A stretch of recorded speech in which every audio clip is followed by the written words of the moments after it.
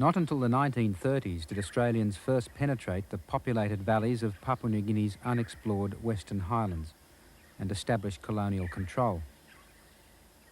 That control lasted for just over 40 years. In the mid-1970s, Papua New Guinea gained its independence. Recently, we spent 12 months in the Highlands, curious to learn something of the legacy the Australians left behind them. Hello, is this Argon Police Station? There's a tribal fight brewing up on the road here. Joe Leahy, on that Kilima plantation. You know, it's just not very far from my place, you see.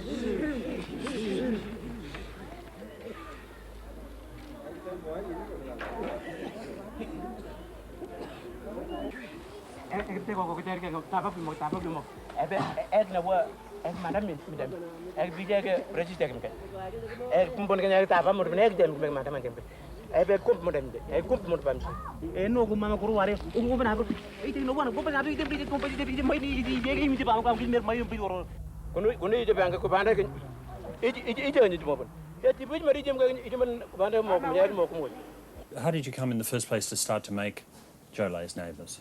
Well, we met Joe 8 years or so ago, and he was always a very interesting person, just because he represented the West and he lived among this hundreds and hundreds of tribal people.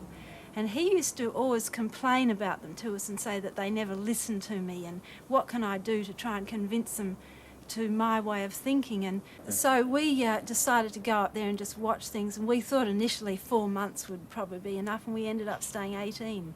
When you are trying to sort of capture real life, then, I mean, the most essential prerequisite to do that is time. So, I mean, the element of time is the one that's so often in documentary filmmaking, particularly when it's with organisations like commercial or public television stations, that you just don't have. And the ABC, I made about 50 documentaries, and it was a luxury to have 2 months to shoot them. Well, we decided that we were just going to stay there and just let events unfold.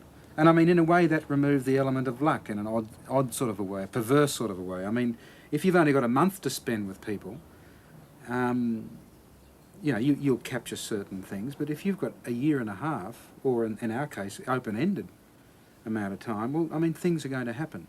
And in the Highlands, it's such an extraordinarily dynamic place that things happen all the time.